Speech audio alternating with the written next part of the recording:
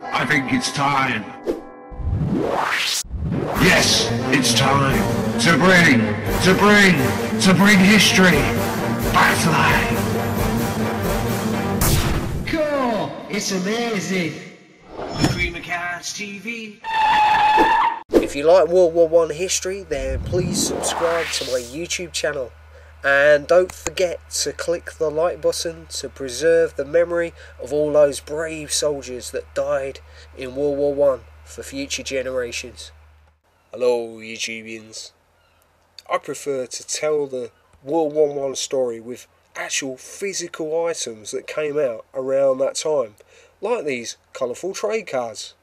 Trade cards were extremely popular years before the invention of the internet and the television, and were issued with early 20th century products as diverse as chocolate, tea, soap, and of course cigarettes, especially since those were given away for free in soldiers' basic rations, I guess to help them calm their nerves whilst they led a very precarious, dangerous existence in the trenches, being bombarded by weapons of mass destruction, very much like those pictured on these cards.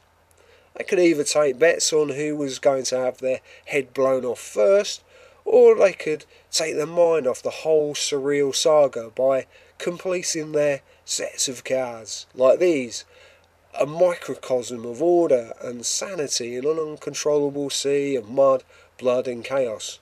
These collectibles have a huge advantage over other such items, since they often have detailed descriptions on the backs, giving us an insight into what actually happened there. Please feel free to pause or rewind the video so that you have more time to read the backs. Remember, they didn't have news reports or anything like that on radio or television in those days. Look at the size of this gun. It says on the back, one of our most effective replies to the monsters with which the Germans surprised us in 1914. It is able to hurl a shell weighing 2/3 of a ton, a distance of 6 miles. And here is a gun so big has to be railway mounted.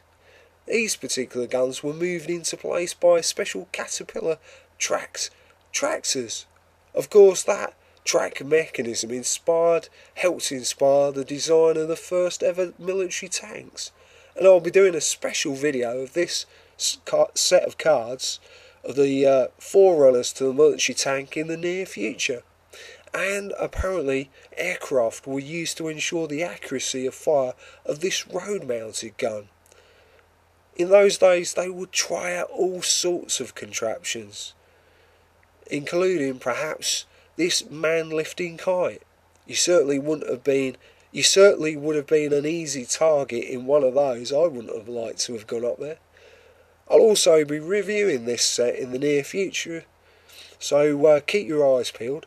Aircraft were used for bombing raids for the first time in World War I, and that's why anti-aircraft guns were put to good use then. There may have been fewer air raids in England during World War I, but they were no less as deadly, since people weren't as prepared for them as they were in the following World War. Notice the use of gas masks by soldiers on many of these cards. Of course, gas was their version of chemical warfare.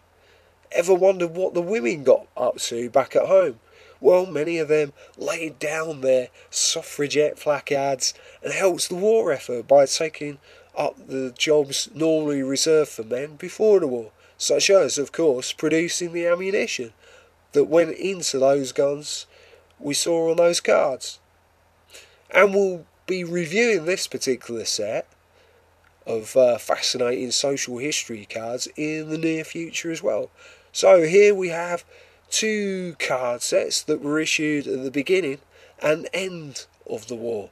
Can you work out which is which just by the mood of the pictures? Well, the one that features the young heroic cavalrymen in their beautiful, colourful ceremonial uniforms was issued in 1914. When they still had a lot of hope, but The World War One artillery set, which we've just reviewed with its duller, muddier, uglier scenes, was issued towards the end of the war, when there was less chance of it being blocked by censor.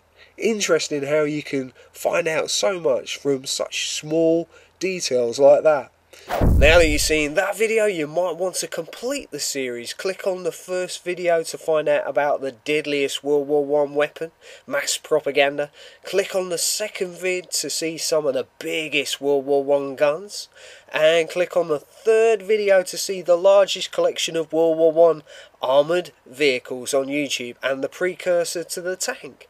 And click on the fourth video to find out about the often overlooked but incredibly important role women played in World War I.